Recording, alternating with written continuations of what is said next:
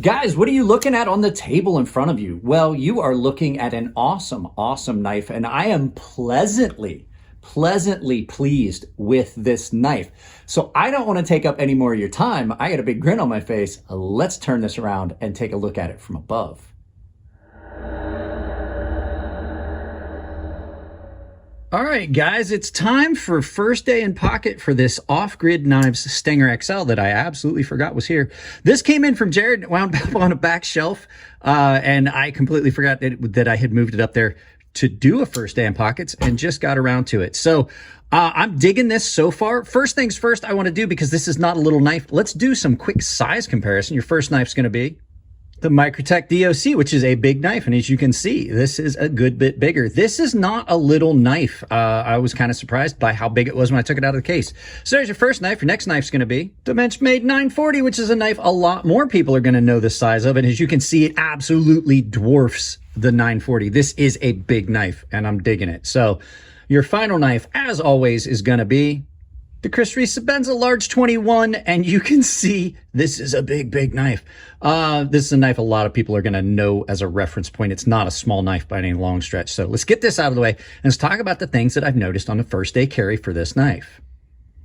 So this knife came from Jared, and it went up on a shelf. I don't know how it got moved back, and I didn't realize it was here. And I'm kind of impressed with this. First things I want to notice, we're going to talk about the good things first. As always, you always want to do the good first. The lines on this knife are really attractive. The swedge and this, it gives you those angular lines. I don't know why, but it reminds me of like a DC film, like a DC comic book with all the weird angular lines, like a Batman movie or something like that. But it is a very attractive knife. But that's not where this knife shines the most. For such a big knife in a thick steel, it is fairly thin behind the edge, and it is really sharp. It's done in 154 cm crucible steel, and it's done a little bit of cutting so far. It seems to be holding edge. It is really sharp. It's got some decent jimping, and the handles on this are ridiculously comfortable. I am really impressed at how comfortable this is.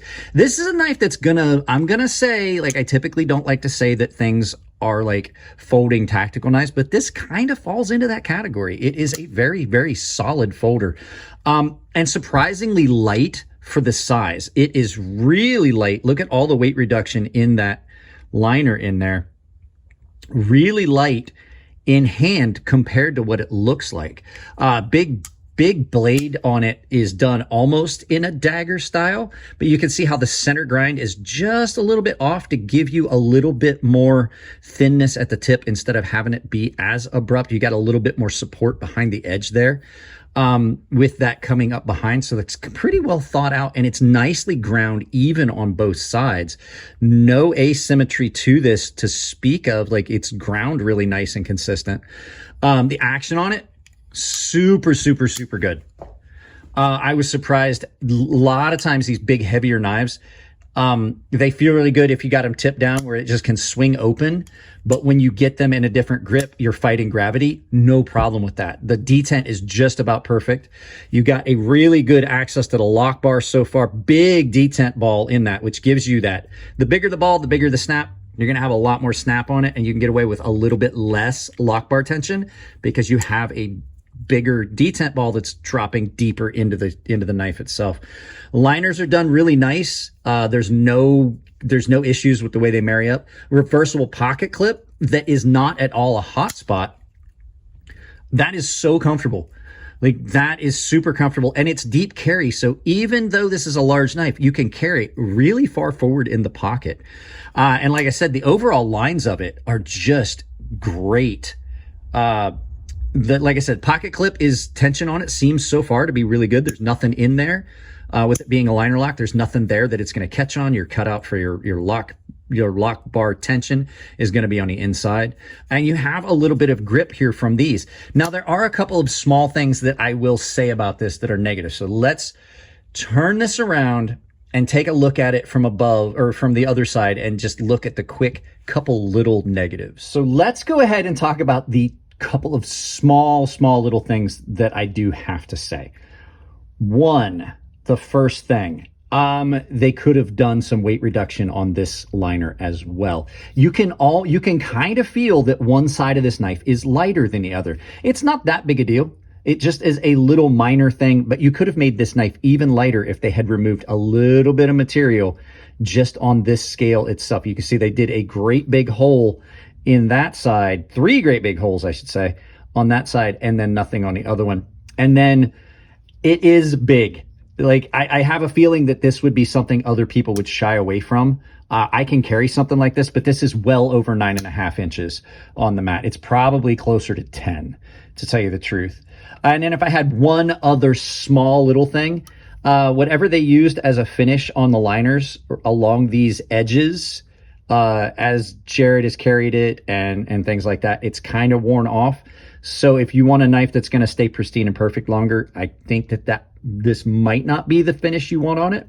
But like I said, as far as everything else, it's rock solid, and I'm digging it so far. So nothing really. I'm impressed with this so far, and I'm digging it a lot. So let's turn this around and do some final thoughts, and then send you out about your day. Guys, I really do like this knife a lot. It's right up my alley. It's in a form factor that really looks awesome. I figured out what it is, the DC thing that I was thinking about. It looks like something Peacemaker would carry from Suicide Squad, John Cena's character. This looks like something he would have in his pack. It's awesome looking. It's great. It cuts well. I'm impressed. We'll see how things pan out. My opinions may change over the course of the next couple weeks. I do these videos and things might change, but right now I'm happy. Big smile on my face. Time to end the video. Guys, if you like the videos, give them a thumbs up. If you don't like them, give them a thumbs down. But tell me why. I can't change the content if you don't tell me what you don't like. If you want to support the channel, absolutely the best way is to drop a like, hit the like button, subscribe, hit the bell icon. If you hit the bell icon, make sure you set it for all and make sure you got notifications turned on your device. The likes are so important because right now YouTube's going through kind of a transition and they're not sending out a lot of notifications. And so the fact is, hitting the like shows YouTube that you find value in the content, and it helps it be easier to find because they'll push us up the algorithm. If you want to support the channel financially, ton of affiliate links. All the Amazon ones are basically a doorway into my affiliate store. Anything you purchase, just go in and search the items you're looking for. If you're looking for houseware, dishes, dish soap, it doesn't matter. Anything you purchase, I get credit for it. Coffee brand coffee, 5% off your overall order. Doll Strong knives, some of the coolest looking and comfortable kitchen knives you're going to find on the market at the price. Both of those affiliates are down there, and I will have a link to this knife itself down there as well for you for purchase. Other way you can do it, I have a membership. It's all tier-based. I'm doing a membership drive. A lot of my videos are going to be, my live feeds are going to be member-only comments. So you can join the membership, get in, and you get access to my Gilded server as a member. Baseline and premium tier members are entered into the giveaways I do on the Gilded server. And the premium guys have access to a sharpening tutorial series here on YouTube that I've built for them that's behind a paywall. Guys, that's it on this one. I love you all. Keep it clean in the comment section. It makes it easier to moderate the channel, and it makes sure your comments are seen by everyone. If it's your birthday, happy birthday, and I'll see you guys in the next video.